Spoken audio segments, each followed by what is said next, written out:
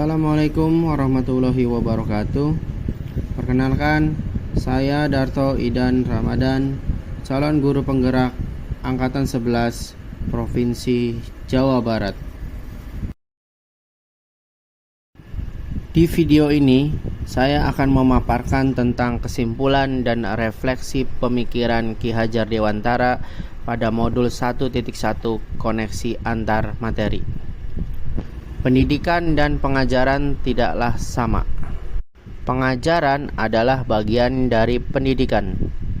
Menurut Ki Hajar Dewantara, pengajaran adalah proses pendidikan dalam memberi ilmu untuk kecakapan hidup anak secara lahir dan batin.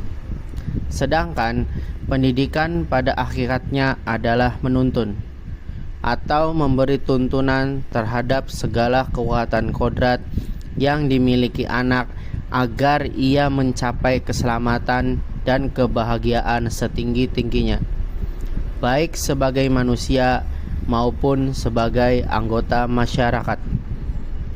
Pendidikan menciptakan ruang bagi murid untuk tumbuh secara utuh agar mampu memuliakan dirinya dan orang lain, serta menjadi mandiri.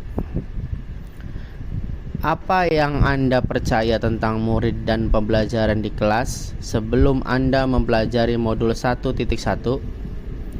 Sebelum saya mempelajari modul 1.1 tentang pemikiran Ki Hajar Dewantara, pembelajaran yang saya lakukan hanya sebatas mentransfer materi pembelajaran saja. Saya menganggap ketuntasan dalam penyampaian materi lebih penting daripada memahami karakteristik murid. Biasanya saya hanya menilai murid hanya dari aspek kognitif saja. Misalnya, saat mereka bisa menjawab soal berupa tugas atau ulangan harian. Jika nilai murid sudah mencapai KKM, dinyatakan bahwa pembelajaran sudah berhasil. Selain itu, saya beranggapan bahwa murid hanya sebagai objek pembelajaran, sehingga pembelajaran berpusat pada murid atau teacher-centered learning. Sebelumnya, saya tidak mempedulikan apakah murid sudah benar-benar paham yang sudah saya ajarkan atau tidak, karena fokus utama saya lebih ke tercapaian materi, mengingat materi yang saya ajarkan itu cukup padat pada setiap semesternya. Saya pun hanya meminta siswa untuk menghafal materi yang saya ajarkan tanpa memikirkan bagaimana materi tersebut dapat dipahami sepenuhnya.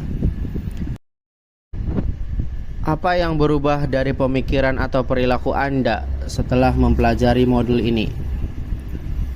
Namun, setelah saya mempelajari modul ini tentang pemikiran Ki Hajar Dewantara, saya menyadari bahwa apa yang saya pikirkan dan yang saya lakukan saat ini tidak tepat. Setelah mempelajari modul 1.1, saya melakukan pembelajaran secara menyeluruh, bukan hanya aspek kognitif saja. Karena aspek pembelajaran itu ada aspek kognitif, efektif, psikomotor, spiritual, sosial, dan budaya. Murid bukan sebagai objek pembelajaran saja, melainkan subjek pembelajaran. Artinya, murid memiliki kebebasan berekspresi, mengemukakan pendapat, berkreasi sesuai dengan metode atau model pembelajaran dan media yang tepat. Guru seharusnya hanya sebagai fasilitator dalam proses pembelajaran. Guru pun harus ikhlas, penuh kesabaran dan ketulusan hati agar terwujudnya pembelajaran yang menyenangkan dan berpusat pada murid.